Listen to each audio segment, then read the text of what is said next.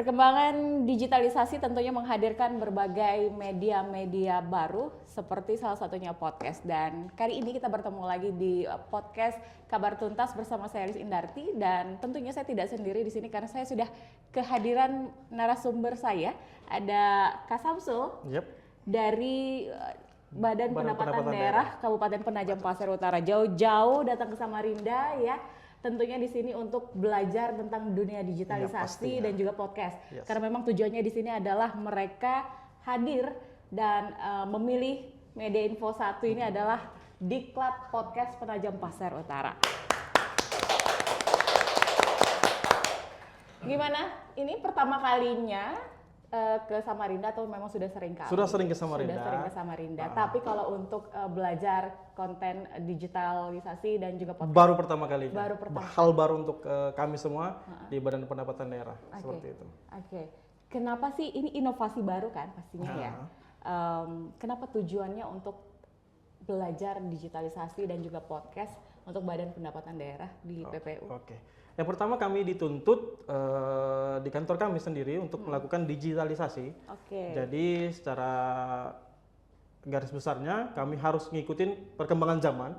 Jadi yang berkembang sekarang itu di media TikTok, terus YouTube, tidak menutup kemungkinan TikTok, podcast juga. Jadi kami harus terus belajar. TikTok sudah, tapi lagi stop ini. Apa nih namanya? Biar saya search gitu. Nggak ada deh namanya bla bla bla bla bla. Jadi kalau podcast ini hal baru bagi kami, juga untuk sebagai sarana baru untuk menyebarkan di kantor kami sebagai pajak nantinya. Mungkin juga di teman-teman nanti bisa jadi sarana baru untuk pembelajaran penagihan juga, seperti itunya. Emang di sana susah ya kalau untuk nagih-nagih bayar pajak?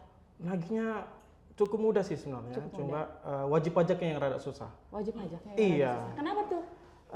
Kami nagihnya secara baik-baik, cuma kadang mereka yang ditagih malah nggak baik-baik. Betul, gitu ya. Kadang-kadang suka kondusif juga gitu. Jadi dibutuhkannya media podcast ini tentunya untuk hal-hal tersebut ya. Iya, betul. Terus kenapa sih kok dari Bapenda PPU sendiri memilih media info 1 untuk hadir di sini? Sebenarnya itu referensi dari kepala badan kami. Tentu saja Info 1 itu menjadi salah satu media yang cukup terkenal di Penajam Pasir Utara. Jadi berarti direktur Info 1-nya juga cukup terkenal di PPU? Iya, kebetulan Pak Sukri ya cukup terkenal lah.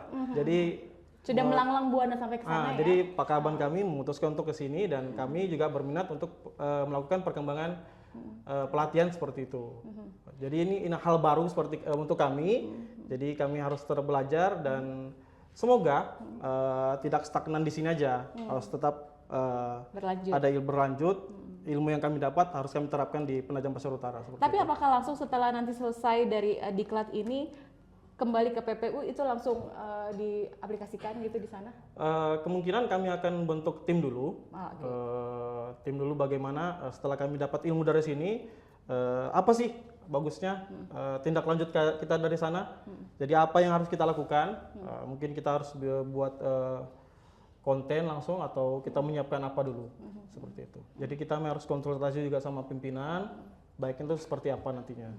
Dan terus ini hari pertama ya untuk mendapat materi-materinya gitu. Apa saja yang sudah didapat hari ini? Tadi kebetulan dari Bang Udex dan Mbak Intan juga sudah ada. Ada materi-materi mengenai beberapa. Dari Kang Udek dikasih materi apa tuh? Kang Udek itu lebih ke aplikasi. Ke aplikasi ada. Boleh disebut apa enggak ini di sini nih? Boleh dong. Boleh ya? Kan ada orangnya ya, ada Kang Udeknya ya. Kang Udek, apa kabar? Seperti Canva dan Filmora dan lain-lain, itu kami alhamdulillah cukup mendapatkan ilmu yang baik dan akan kami terapkan nanti di Penajam Pasir Utara. Dan ya cukup banyak ilmu yang kami dapat di sini. Tapi apakah dengan waktu 3 hari ya? 4 hari. 4 hari? 4 hari itu sudah sangat cukup gitu? Kalau dari cukup atau tidaknya saya rasa belum sih. Karena mau tidak mau, tapi kami harus tetap belajar, terus belajar. Dari 4 hari itu apa yang kami dapat akan kami terapkan tetap nantinya. Atau mungkin kalau memang nggak cukup nanti ada diklat podcast kedua, part 2. Bisa. Gitu ya? Bisa. Nanti kami akan konsultasi juga sama pimpinan. Bagaimana. Saya sih sebenarnya cuma memberikan gagasan aja. Kalau baik, diterima, alhamdulillah. Nggak diterima juga, ya nggak apa-apa gitu. Tapi ya kalau bisa diterima. Alhamdulillah, semoga diterima nanti. Sampaikan dengan Pak Kabannya gitu. Sebelumnya saya ucapkan terima kasih sudah diberi kesempatan untuk melakukan diklat podcast ini. Dan semoga kedepannya kami akan menambah wawasan baru lagi dan menambah ilmu lagi. Mungkin ada diklat-diklat selanjutnya, mungkin dari Info 1 atau dari tempat lainnya seperti itu. Atau mungkin kalau memang PPU tidak bisa datang ke sini, yang dari sini saja datang ke PPU. Itu lebih bagus. Gitu ya. Kalau bisa nanti kami karena undang memang harus sana. ada gayung bersambut Betul. gitu kan. Di sini PPU sudah disambut oleh Direktur Info 1, ya kan. Kemudian nanti mungkin Direktur Info 1 bisa disambut dengan Bapenda PPU, gitu kan. Jadi bisa bergantian gitu. Biar ada part selanjutnya. Kalau memang kami perlu diundang juga, kami juga bisa turut hadir serta di sana ya. Ada saya dan Mbak Marga dan satu lagi tadi ya Mbak Intan ya. Mbak Intan. Yang juga sudah memberikan materinya hari ini ya. Tidak lupa Bang Udex. Kang Udex selalu disebut ya namanya Kang Udex ya. Apa dia jadi favorit nih? Materinya bagus, mudah dimengerti juga. Oh gitu ya. Luar biasa, keren ya. Berarti nggak salah pilih media dong. Iya, nggak salah. Jadi kesan pertama hari ini? Ini sebenarnya hari kedua. Ini hari kedua ya? Kami ya. Hari pertama kemarin kan sudah hanya perkenalan. Hari perkenalan dan ini fokus kami di sini juga di hari kedua ini ya cukup banyak kami dapat dan semoga sisa 2 hari ke depan nanti kami mendapatkan ilmu-ilmu baru lagi yang bisa kami terapkan lagi nanti. Itu. Berarti tadi hari ini juga ke lapangan ya, praktek lapangan atau gimana? Ya ini praktek lapangan baru seperti ini. Praktek lapangannya baru ini? Iya. Kami masih menunggu nanti praktek-praktek kegiatan yang lainnya seperti itu. Masih menunggu praktek-praktek lainnya dan materi-materi lainnya dari para pemateri yang lainnya juga. Iya. Keren. Jadi kesan pertama pun juga sangat memberikan hal-hal yang positif dan juga informasi-informasi baru yang tentunya ini sangat bermanfaat juga berguna yang nantinya bisa diterapkan di Bapenda Penajam Pasir Utara. Betul. Dan ilmu ini juga akan diberikan kepada teman-teman yang ada di sana sehingga nantinya mungkin setelah ini bisa langsung diwujudkan ya. Iya, semoga bisa diwujudkan langsung di sana. Karena memang untuk memberikan kemudahan dalam hal pelayanan dan juga penagihan. Iya, betul. Sebagaimana tugas utama dari Bapenda PPU sendiri ya. Betul. Dan Kak Samsul terima kasih sudah bisa berbagi informasinya juga. Mudah-mudahan ini memberikan kesan yang baik untuk Bapenda dan juga teman-teman dari tim Info 1. Siap. Dan pemirsa, tidak terasa sudah bersama kita di Kabar Tuntas, saya Iris Indarti dan juga Kak Samsul harus pamit undur diri. Sampai jumpa.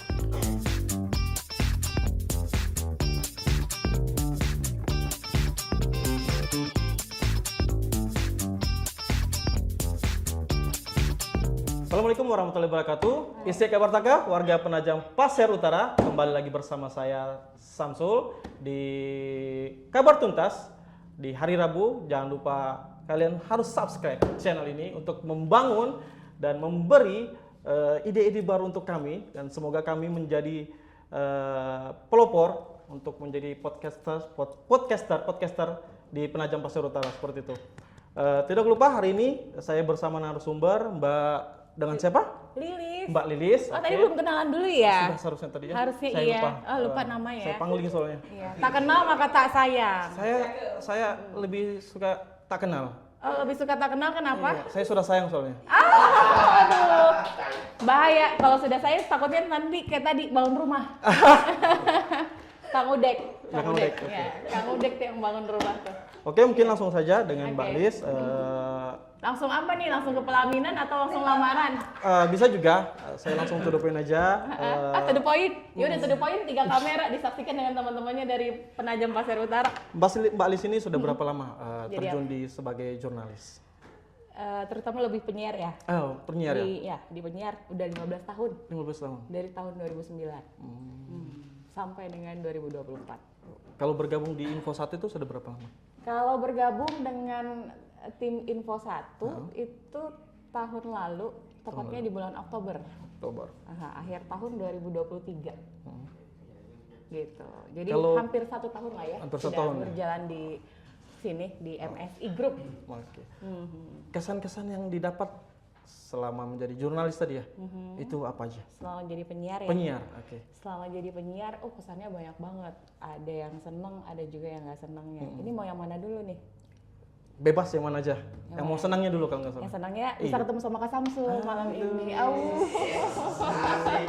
Mohon maaf yang di rumah, mohon maaf. Ini kira-kira ada yang marah nggak nih? Saya angkat tangan nih, ada 3 kamera nih. Iya, hadir di YouTube. Maaf ya sebelumnya, gitu. Kesan-kesannya yang jelas sih banyak hal-hal baru yang bisa didapat.